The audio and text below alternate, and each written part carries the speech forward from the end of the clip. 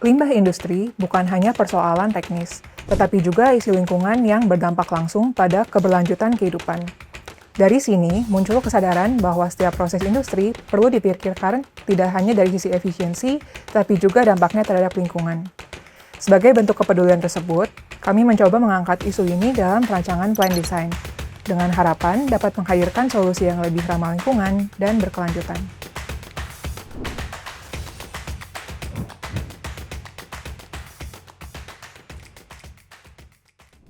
Halo semua, perkenalkan aku Patrick Jonathan. Halo semuanya, perkenalkan aku Phoebe Graciela. Perkenalkan, aku Michela dari Program Studi Teknik Kimia, Fakultas Teknologi Rekayasa Angkatan 2022 di Universitas Katolik Parahyangan. Jadi, kemarin aku, Phoebe, dan juga Patrick berkesempatan untuk mengikuti lomba ICHEC atau Indonesia Chemical Engineering Challenge di ITB. Di kompetisi ini sebetulnya ada banyak cabang di dalamnya. Ada engineering case, ada business case, ada paper and poster, dan kemudian ada yang kami ikuti yaitu plan design. Nah, pada lomba plan design ini, bagaimana kami merancang ataupun membuat suatu pabrik yang berkelanjutan. Kita mengambil tema mengubah limbah menjadi produk yang lebih bermanfaat. Alasan kami menggunakan tema itu adalah kita ingin mengacu ke isu lingkungan yang mengenai banyaknya limbah dari limbah gliserol, kita ubah menjadi bahan yang lebih bermanfaat seperti propylen glikol dan etilen glikol. Kami awalnya melihat bahwa, Indonesia nih sepertinya akan menuju ke yang arah lebih green, yaitu salah satunya dari biodiesel. Ada campurannya tuh kan, ada aturan baru dari pemerintah, yaitu B50 kan, campuran biodiesel. Nah, tapi dari proses produksi biodiesel ini sebetulnya itu menghasilkan suatu limbah yang jarang diangkat isunya nih.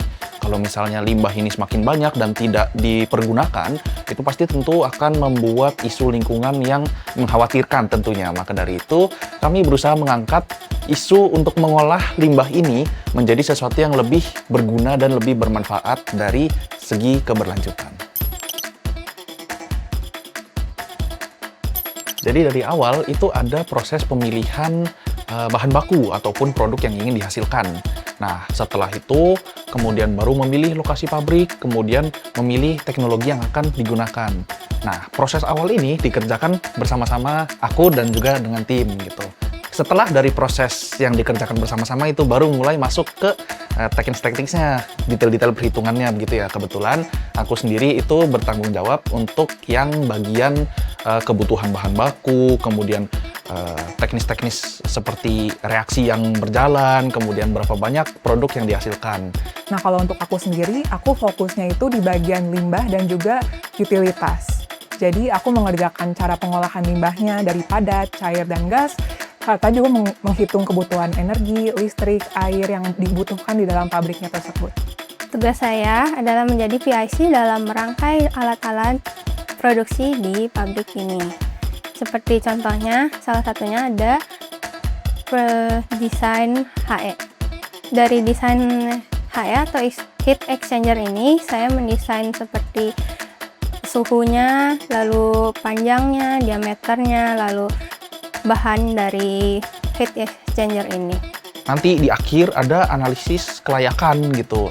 Pabrik ini untung nggak sih? Tentu kan kalau misalnya kita mau bikin pabrik harus tentunya maunya untung gitu. Nah, kami juga tidak hanya berpikir dari segi keberlanjutannya ataupun teknisnya saja, tapi juga memikirkan bagaimana dampaknya ke ekonomi, bagaimana kesempatannya peluang pabrik ini berdiri yang di pasar sekarang gitu.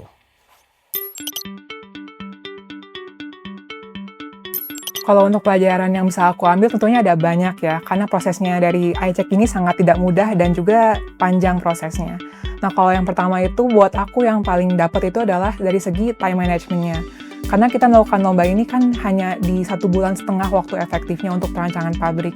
Sementara biasanya perancangan pabrik yang dilakukan oleh mahasiswa teknik kimia itu seharusnya mungkin 1 semester. Jadi ini sangat menekan waktu kita. Selain daripada itu adalah untuk regulasi ataupun manajemen emosi gitu. Bagaimana ketika ada sesuatu hal yang tidak terduga yang terjadi, itu harus tetap bisa tenang dan langsung berpikir what to do next. Dibandingkan berlama-lama atau berlarut-larut dari kegagalan, itu bagaimana harus bisa move on and what to do next untuk mengejar kesesuaian target dari deadline. Jadi apapun yang kita buat, misalkan bisnis, masyarakat tuh nggak cuma peduli dari segi ekonomi dan teknisnya doang, tapi kita juga bisa segi dari segi lingkungannya juga, bukan hanya sekedar mengurangi sampah, tapi kita juga bisa memanfaatkan sampah itu supaya kita bisa membuat lingkungannya jadi lebih zero waste. Jadi nggak cuma memanfaatkan sampah, tapi kita bisa mengubah sampah tersebut menjadi sesuatu yang lebih valuable.